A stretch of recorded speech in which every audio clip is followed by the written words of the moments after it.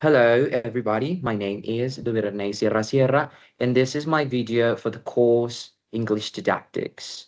So the main skill that I chose in this opportunity is the English speaking skill, and I named this presentation A Journey in Speaking, Teaching, and Pronunciation Guide. So first of all, I want to talk about the importance of speaking in the learning process. Speaking is one of the four core skills in English learning. It provides the student with the ability to communicate their thoughts and engage in social interactions effectively. Moreover, speaking being a productive or output skill provides students a valuable tool, which is oral communication. Face-to-face communication is regarded as the most valuable skill in English language learning. So, as we stated here, the importance of speaking in the whole process of learning is paramount. And why is this?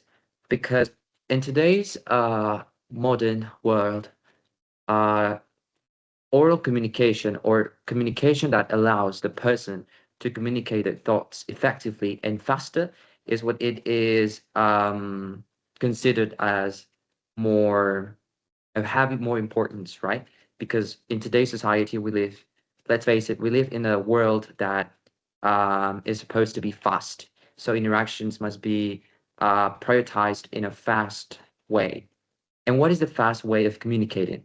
Of course, it is speaking. That's why it is considered as the most important skill in English language learning. So now we're talking about the speaking process. The communicative process that involves speaking consists of several sub-processes that turns ideas into language, such as formulation, lexical selection. In this stage, the brain selects words from the mental lexicon. So what happens? First of all, when you receive the input uh, by using your ears, the brain gets an idea. So this means that you either agree or you don't agree with that person. So that creates, first of all, an idea. And after that, this is what happens, the formulation process and the lexical selection, which says that the brain selects words from the mental lexicon. So what happens when you don't agree with someone, for example? Um, First of all, your brain categorizes words, right?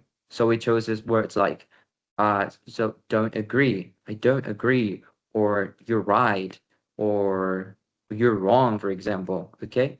So it starts taking all of those words related to what you want to say. So all of this happens subconsciously and in milliseconds, basically. Syntactic structuring. It involves building the sentence frame, word order, tense, articles, and prepositions. So after you have your words from the mental lexicon, your brain starts organizing these words. So it starts moving words from one place to another.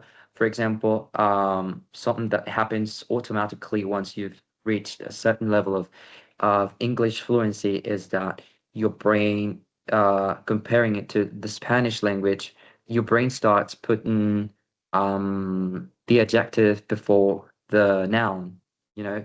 For example, in Spanish, we say uh, the house red, right? Right. But in English, it's supposed to be the red house. So that happens in milliseconds and automatically after you've reached a certain level. And it also happens not only with adjectives and nouns, it also happens with, as we stated here, tense, articles, prepositions, and all of these functions. Next, we have the phonological encoding, the process of converting grammatical structures into a sequence of sounds. So basically, we start into as the next phase, which is articulation, the production of this set of sounds through movement of the articulators. So after your brain has uh, built the sentence that you're gonna say, your brain already starts, okay, so what sound do I need to produce this certain word, right? So it's not for example, for the word house, what sounds do you need to pronounce, right? And then it sends signals to all of the articulators in the mouth, nose, larynx, and how you can achieve that certain sound. For example, for house, we have the sound ha, and then we have the diphthong ow, and finally we have the sound s. So when we combine all of these sounds together, we get to the final word of house. So this is what happens in your brain in this stage. And after that, we have self-monitoring, where the brain analyzes speech either before or after uttering words and corrects errors.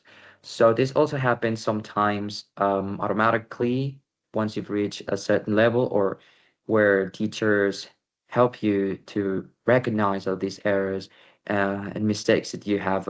It can be the grammatical or pronunciation, accent, all of this stuff.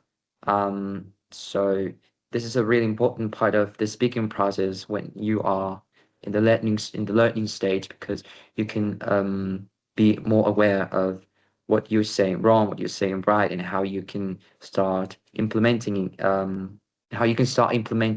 ways to correct all of these mistakes. Next, we have the skill principles. So firstly, we have got to understand and acknowledge that speaking is a skill, not just knowledge. Therefore, not everybody who knows grammar can speak. So just as we can see in the image, we have a brain that is exercising, it is training itself. And this is basically what all of this speaking is. After you receive all of the input, your brain, you have to train your brain to getting used to all of the sounds you must pronounce, get used to um, taking words and organizing them in ways that the other person can understand you. There are like 1,000 ways of how you can express yourself. So this is also about finding the best way to communicate yourself, to communicate your thoughts in the context that you are involved.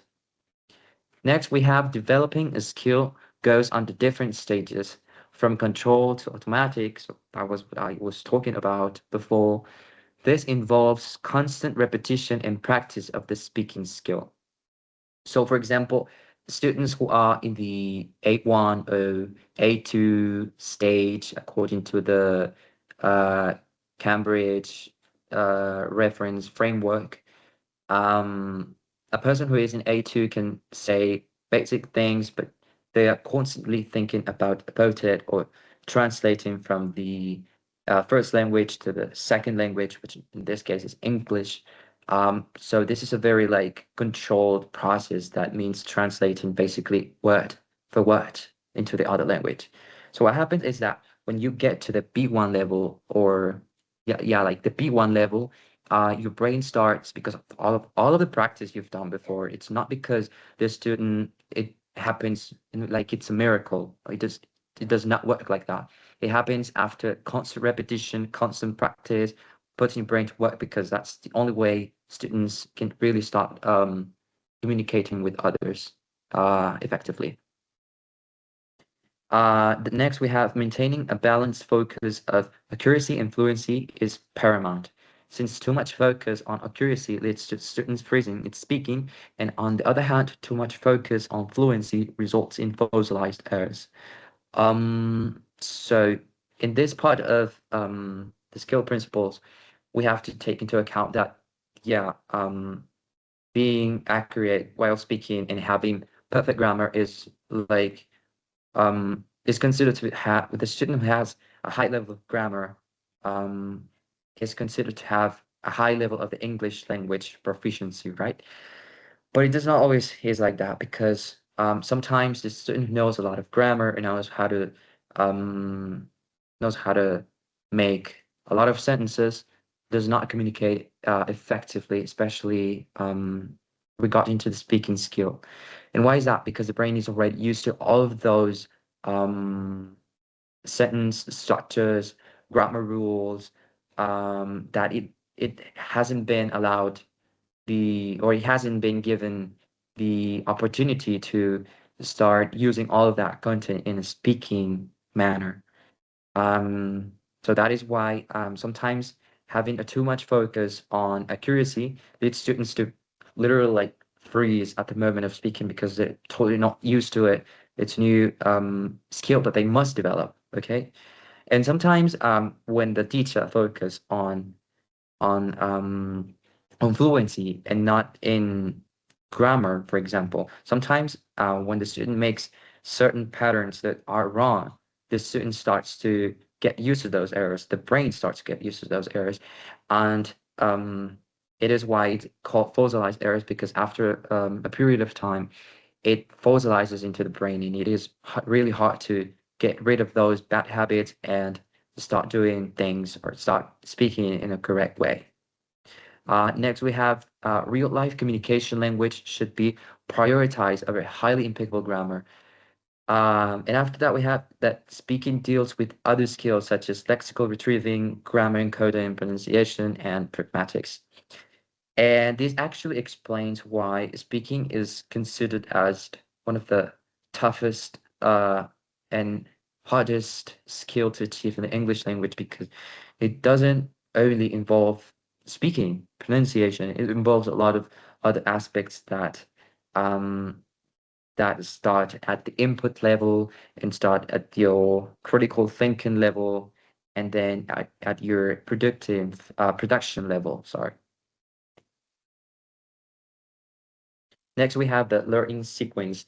The learning sequence is input, which means that in this sequence, in this step of the process, you start listening to a lot of things, a lot of native language, native content.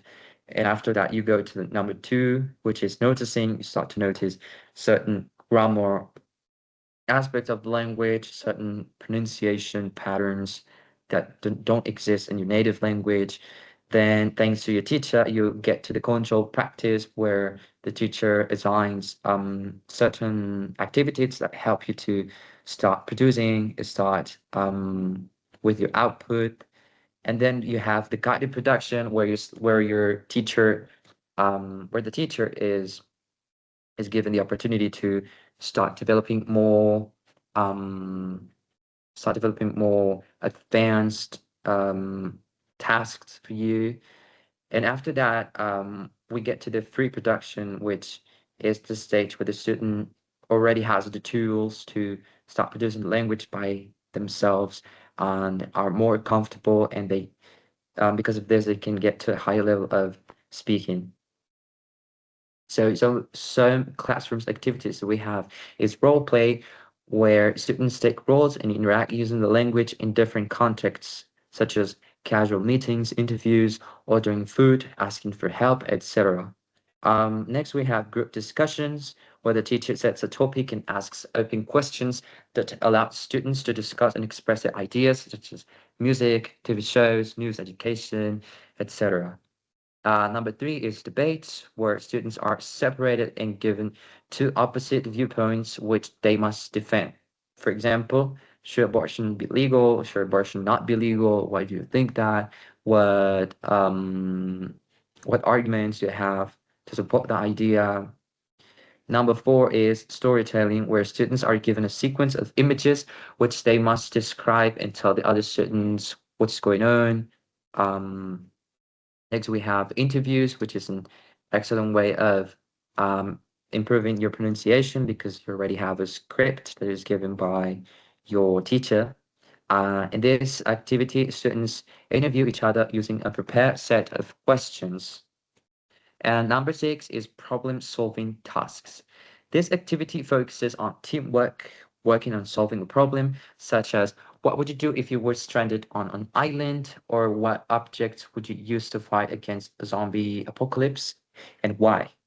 And these hypothetical situations promotes meaningful communication by requiring critical thinking and explanation. Next, we have some of the most common challenges and solutions when teaching the speaking skill. The number one is fear of mistakes, and this can be solved by when the teacher creates a supportive environment where the students are allowed to express their ideas, even if they have mistakes, errors. it is totally normal in the learning process, and that is why the teacher must foster an environment where mistakes are allowed and feedback is given to them. Next, we have lack of vocabulary, and this can be solved by introducing new vocabulary before starting a lesson, knowing that if they're not used to those types of words because it's new vocabulary, then you must introduce the new vocabulary first before actually getting the students into situations where they might not get the meaning of these new words. Number three is low participation, which can be solved by, as I said before, a supportive environment, because sometimes students get really afraid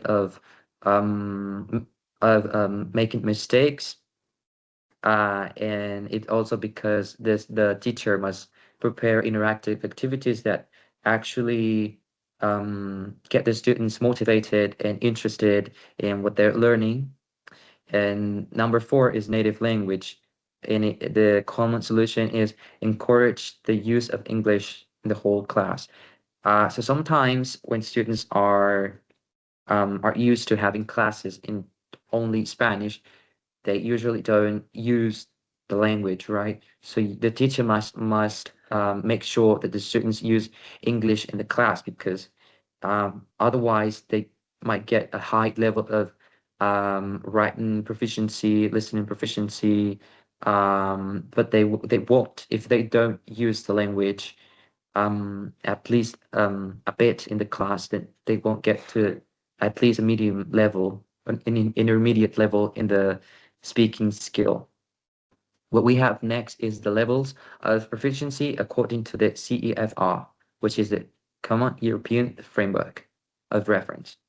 So in this, we have 6 levels, which goes from A1, A2, B1, B2, C1, and C2. So A1 is where students are beginners. They're having the first contact with the English language. As it says in the image, the students in this level understand simple conversations, introduce themselves and others, and answer questions about personal details. In the next stage, which is A2, we have the students understand sentences related to areas of most immediate relevance, communicate in simple and routine tasks, and describe in simple terms aspects of your background. In the B1 stage, students are able to understand the main points of regular situations, produced simple text on topics which are familiar or of personal interest. And in B2, students are able to understand the main ideas of complex texts on both concrete and abstract topics. And the C1 level, they already get a proficiency level, and they are able to understand a wide range of demanding longer texts and recognize implicit meaning. And then C2, which is mastery, the highest level of English proficiency, according to the Common European Framework of Reference, of course. They are able to understand with ease virtually everything heard or read, summarize information from different spoken and written sources, reconstructing arguments and accounts in a coherent presentation, express themselves spontaneously, very fluently and precisely, differentiating finer shades of meaning even in more complex situations. So this was my presentation regarding to the speaking skill. Thank you so much for watching, and I hope to see you here next time.